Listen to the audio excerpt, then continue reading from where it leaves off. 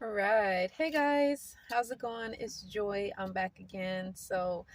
I'm going to be doing another video today. We're going to be actually talking about narcissistic abuse. I wanted to talk about something different. I have mentioned this before previously, but I wanted to add another concept or topic to it. So, I want to talk about how to overcome self sabotage and self destruction after narcissistic abuse. And I thought this would be really good topic to talk about because, there is a lot of stuff going on in the world, and a lot of us, we could deal with self sabotage, self destruction, after narcissistic abuse due to just our belief systems, how we feel about ourselves, how we feel about the world, and just things that's going on in the TV, the media, music, movies, and stuff like that. And before I do get into that, let me know, you guys, if you are dealing with self-sabotage or self-destruction, and how you are coping with it. And if you are new to this channel, my name is Joy. I am a narcissist abuse coach. I help people heal, move on, and recover after dealing with narcissistic abuse, right? So, yeah, and even like I personally, you guys, have dealt with self-sabotage, not the self-destruction part to a degree, but for sure self-sabotage. And I did take some notes, so I just wanted to make sure that I didn't forget anything. But basically, first off, I want to talk about what exactly is self-destruction and what is self-sabotage. Just so if you're like, oh, well, what is that? So self-sabotage is basically, when you blame others for when things don't go right or things don't go your way. You could also walk away when things don't go smoothly, right? You could also procrastinate on things in your life. You could pick fights with friends and partners and family members. You could also date people who aren't right for you. You could have trouble stating your needs when in a relationship, and you could also put yourself down a lot, right? Now, when it comes to self destruction, because a lot of us, we could self destruct, after dealing with the abuse, because narcissistic abuse is not anything that should be taken light. It's a very serious thing. You get me? So when it comes to self destruction, it could be, you may harm yourself. You could feel depressed a lot. You could be moody. You could have unstable emotions. You could have a lot of self hatred. You could have feelings of hopelessness. You could act out to get attention and comfort from others. You could have a lot of reckless behavior. You could sabotage your own happiness. Another thing is that a lot of that does stem from, it could be fear of success. It could be fear of happiness, fear of failure. It could be fear of what other people are going to think. It could be fear of criticism, fear of judgments.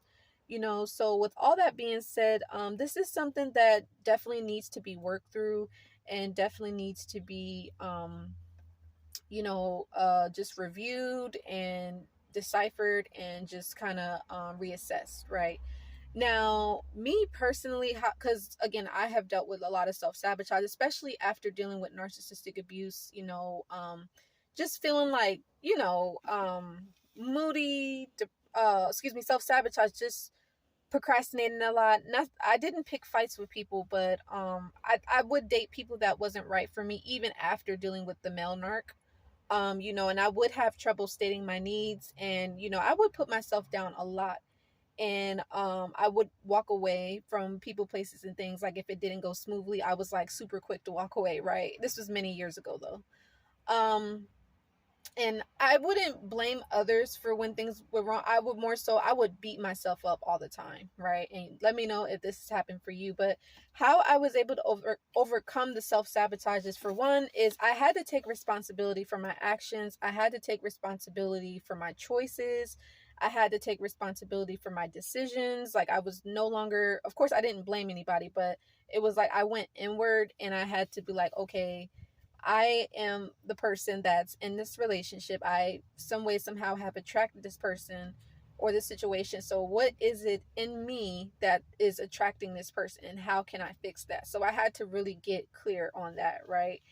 And again, doing the inner healing, doing the inner work, that's something that I had to do as well.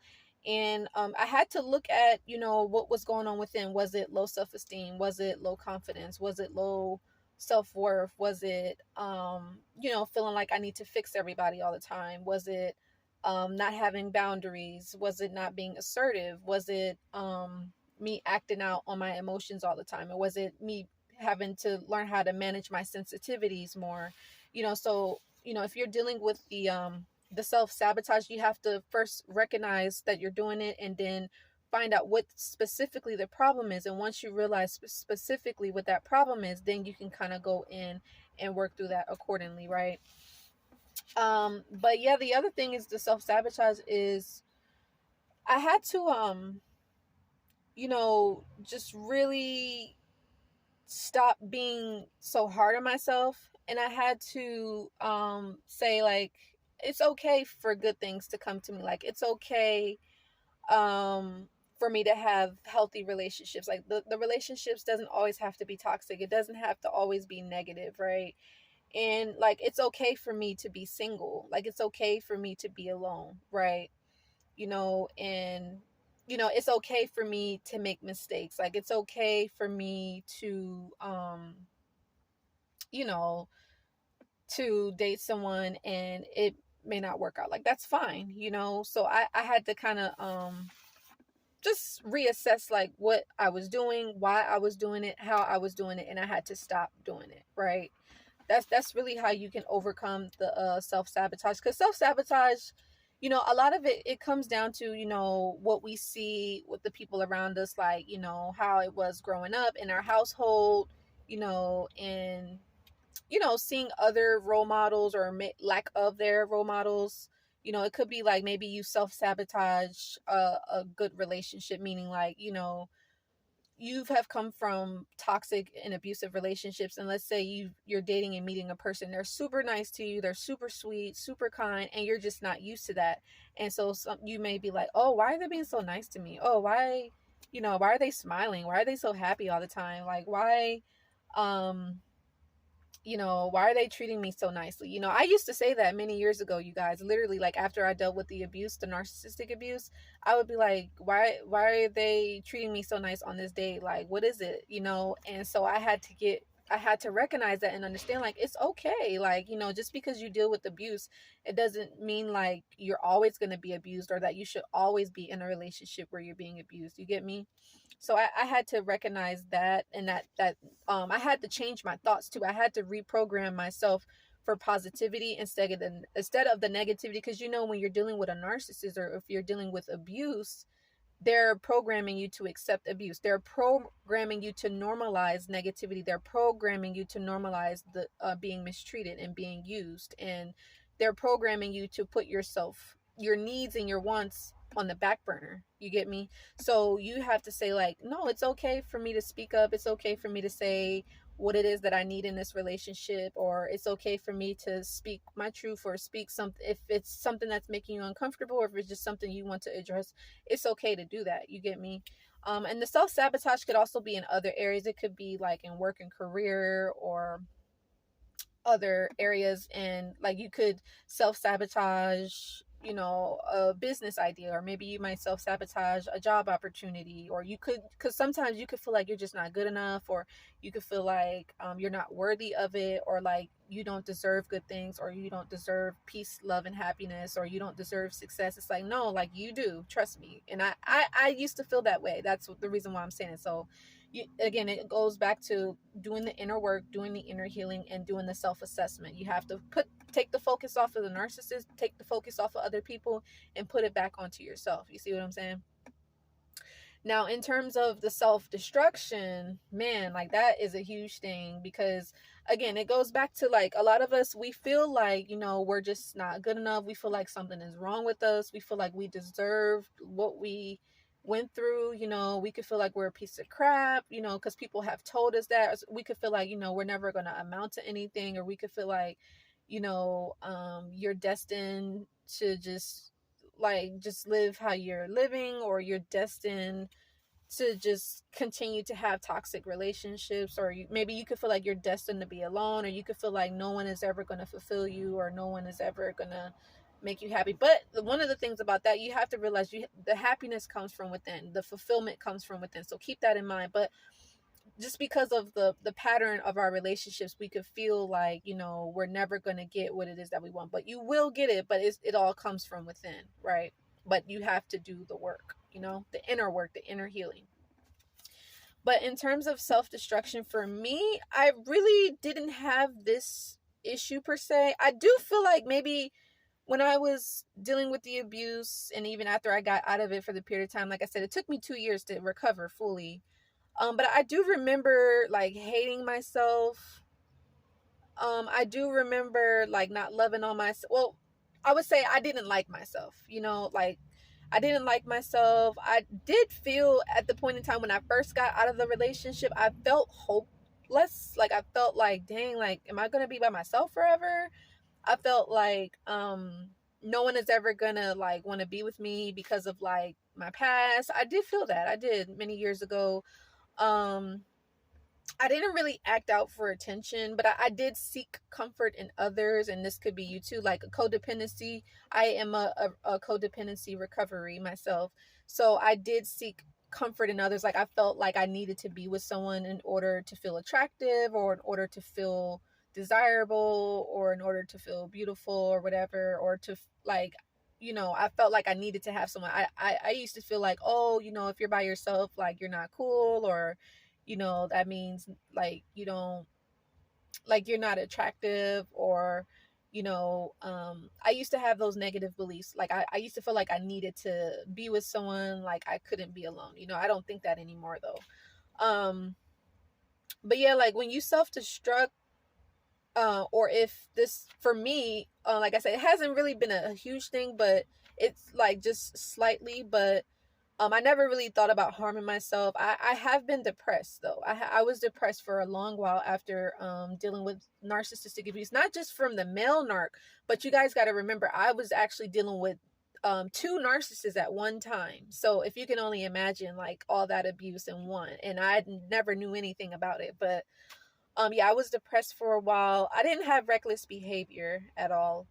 Um, but I did feel like I would sabotage my happiness because I felt like I wasn't worthy of it, you know, because of what I had went through, you know, and the other relationships that I had dealt with. So that was something that I had to work on, you know. And like I said, I just started to rebuild my self-esteem, rebuild my confidence. Like I said, I reached out for support. I talked to someone, you know, and I recommend you do that too. And again, I'm not going to judge you, you guys. Trust me, I've been in your shoes, so I know exactly what you're going through, right? So I'm not in any way, I'm not in a position to judge you because I have been there, done that, and probably it's been worse, or maybe your situation might be worse, but I have no reason to judge anybody here. Um, but yeah, just know that you can overcome the self-sabotage and self-destruction. If you are dealing with this, just understand it's gonna take time, and I get why you could be having these feelings. They're completely normal. But again, you want to just make sure that you know you have people around you that really care about you, because you could get to a point where you sabotage like people, like good relationships, good opportunities, good environments, and things that will help you to progress and help you to be productive and to help you to move forward in your life in a positive way.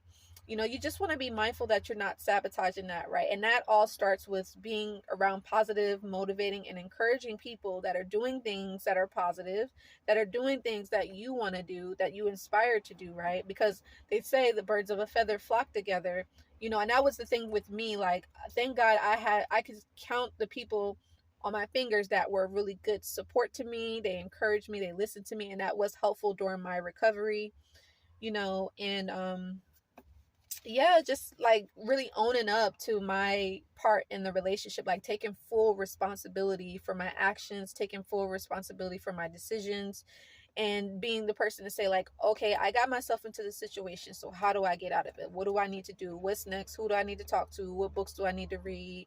What do I need to study? You know, what coping mechanisms do I need to do? You know, that's something that I literally started to do. I got tired of, you know, putting my trust in people and for them to let me down. And I started putting my trust in God. And it did help, for sure. It did help. Now, will I say that the self-sabotage thought, or not self-destruction, but the self-sabotage thought, will I say that that thought never comes up? I'm not gonna lie and say it doesn't. It'll, like, it's just a thought that comes up, but it's not something that I like take on, because the other thing that I had to do, I had to get in control of my mind.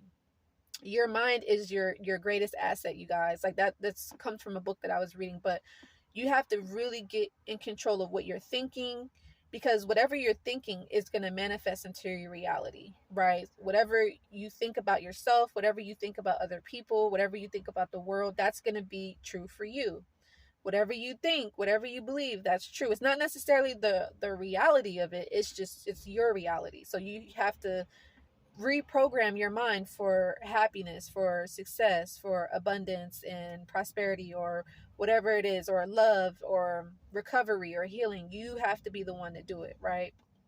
That's something that I had to do. I had to change my mindset. I really did. And it was tough, and sometimes our minds could be going haywire, after dealing with narcissistic abuse. Our minds could try to self-sabotage, especially with the inner critic. So you have to, like, when those negative thoughts come in, you have to talk back to those negative thoughts, like, no, like, I'm moving on, like, I'm healing from narcissistic abuse, like, I deserve better, I deserve a happy and a healthy relationship, I deserve to be loved, I am loved, God loves me. Like, you could say this to yourself in the mirror, you can write it down, you could just say it, like, in the morning, you could say it, like, when you're going to bed. But you have to talk to yourself, or you can listen to audio tapes, that are positive, that are encouraging, that are empowering for yourself. That was some of the things that I had to do as well. And of course, pray, talk to God about it. Say, hey, God, please help me to let go of fears and worries and doubts and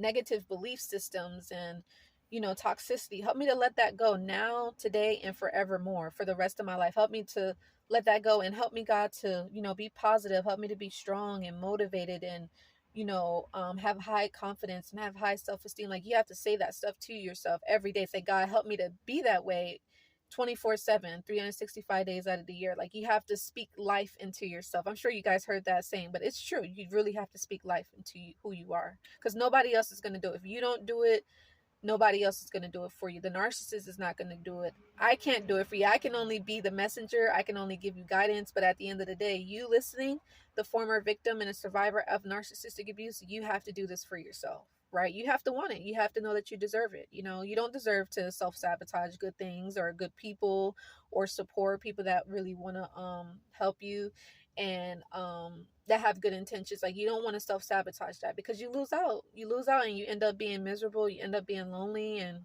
who wants that, right? And the self-destruction, like, with stuff going on in the media, it's like you see a lot of people that self-destruct, and it's sad, and it's like it happens because of self-hatred and society, and just because people have had a lot of rejection and stuff like that, and it causes them to self-destruct and self-sabotage. So make sure that's not you. So anyway, you guys, let me know if this was helpful. What was something that you learned? What was your takeaway? I would really love to hear you guys' feedback. Make sure that you guys do give this video a like, share, and subscribe. And don't forget, you guys, there's still time to sign up for my course called Reparenting Yourself course. Definitely going to be helpful for a lot of you guys that want to learn how to reparent yourself, so that way you can get free of the past. Maybe this could actually be something that's self-sabotaging you. Your childhood traumas could be holding you back from being happy. It could be holding you back from moving forward in your life. I know that was the thing for me too. Like, my childhood wasn't the worst, but it was, it could have been better, but I'm grateful for it. But it did hold me back a lot from certain relationships and certain opportunities. Yeah, it did. So if that's you, reach out to me, you guys. We're going to do a collective healing, collective learning, and we deserve the best, right? So send me an email at livenarcfree9@gmail.com if you want to inquire about signing up for the course. And don't forget, you guys, make sure that you do get my book, Reclaim Your Life Back, My Journey into Understanding Narcissism, just to add it to your collection for more healing, more recovery, to help you. I actually do talk about overcoming self-sabotage and self-destruction in the book as well. Mainly the self-sabotage, because that's the thing that a lot of us, we do, We a lot of us victims and survivors, we do it because that's all we know. That we all we know is the negativity. All we know is the toxicity. You know, nobody teaches us about healthy relationships. Nobody teaches us about um normal behaviors, the healthy way in relating with others. Nobody teaches that. So we have to learn it and study it ourselves, right? So but anyway, you guys, I love you so much. Give this video a like, share, and subscribe. And till the next time, if you guys, again, want to reach out to me for any support sessions, inquire about my 90-day coaching program, I'm here for you all. Visit my website or send me an email. All right. I love you guys. Take care. Till the next time. Bye.